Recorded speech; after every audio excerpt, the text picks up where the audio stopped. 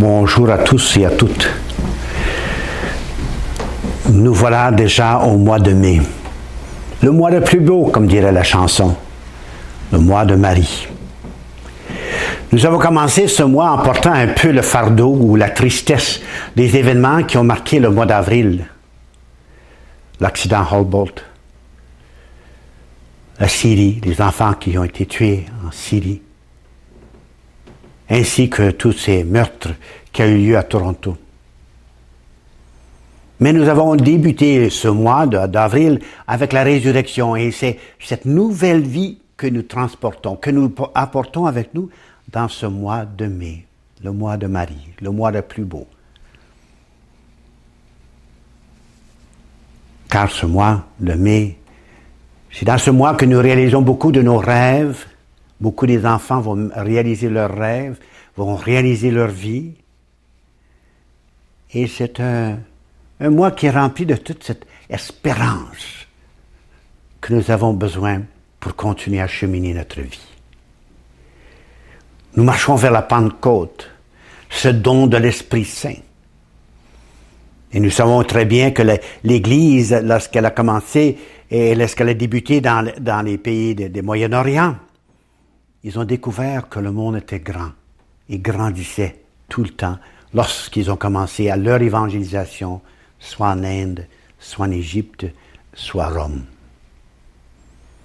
Ils étaient vraiment sur un élan d'apporter la bonne nouvelle. Cette bonne nouvelle a donné beaucoup de suivi ou beaucoup de fidèles à notre foi, mais cela a causé aussi beaucoup de persécutions. Les débuts de notre Église. Et peut-être notre réalité d'aujourd'hui en est la même chose. Nous vivons cette même réalité de persécution. Le mois de mai, c'est vraiment, comme on dit, le mois le plus beau. La nature prend forme, prend une nouvelle vie. Les feuilles commencent à sortir, les bourgeons éclatent et les feuilles sortent. L'herbe, nos gazons deviennent de plus en plus vertes. Nos fleurs commencent à sortir de terre, les tulipes commencent à fleurir. Nous avons planté notre jardin et les gens de l'agriculture ont commencé à semer. Nouvelle vie, nouvelle saison, nouvel espoir, beaucoup de rêves. C'est aussi le temps, pendant ce mois de mai, que nous allons donner à nos enfants, ou nous allons marquer par le signe du Saint-Crème, le don de l'Esprit Saint qu'on leur donne. Pas parce qu'ils connaissent la foi, mais parce qu'ils vont cheminer dans la foi. Et qui vont être accompagnés par cet esprit qui les éclaire et qui les aide à mieux comprendre ce qu'est d'être chrétien. Ils partageront dans le corps et le sang du Christ à l'Eucharistie cette réalisation de la communauté, de ne pas demander pour une bénédiction, mais d'ouvrir leurs mains à recevoir le corps du Christ. Et leur réponse, comme la nôtre, Amen. Oui, je crois en ce Jésus qui vient à moi pour changer, transformer le monde. Nous avons aussi, pendant ce mois de novembre, beaucoup d'occasions de remercier. De remercier, disons, tout spécialement, nos mères. Nous avons la fête des mères au mois de mai. C'est temps de leur dire merci. Merci d'être maman. Merci d'être celle qui est toujours là et toujours à nos côtés. Celle qui nous a introduits à ce monde et qui nous a introduits à ce qu'est l'amour, ce qu'est une relation d'amour, par son exemple et sa vie. Marie en est certainement un bon exemple, c'est le mois le plus beau. À la Vierge chérie, qu'on chante pendant le mois de mai, et que nous continuons à chanter. Et voilà que le pape a établi, le lendemain de la Pentecôte, qui aura lieu pendant le mois de mai, la fête de Marie, mère de l'Église. Encore cette maternité exprimée par Marie, et cette maternité que l'Église est appelée à aussi à démontrer dans la façon dont elle fait les choses. Et dans l'esprit de cette mère, de cette maternité, nous avons une occasion pour remercier tous nos instituteurs et institutrices qui enseignent dans nos écoles. Tous nos professeurs pour leur dire merci.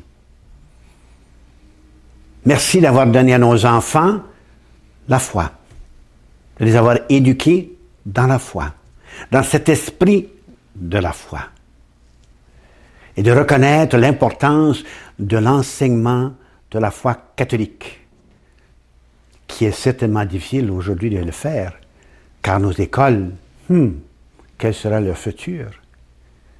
L'Église n'a jamais séparé catholiques et non catholiques.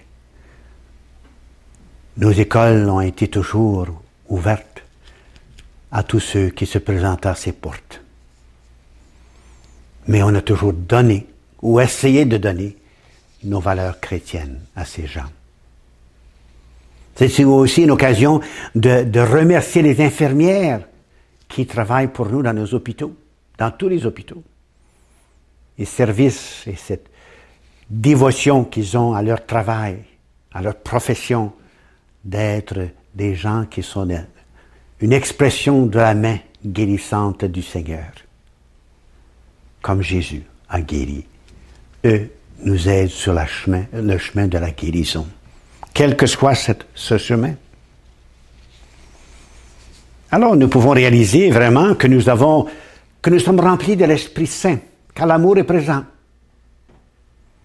Nous sommes remplis de l'Esprit Saint avec une mission donnée à chacun de nous, et surtout à nos nouveaux et nouvelles confirmantes.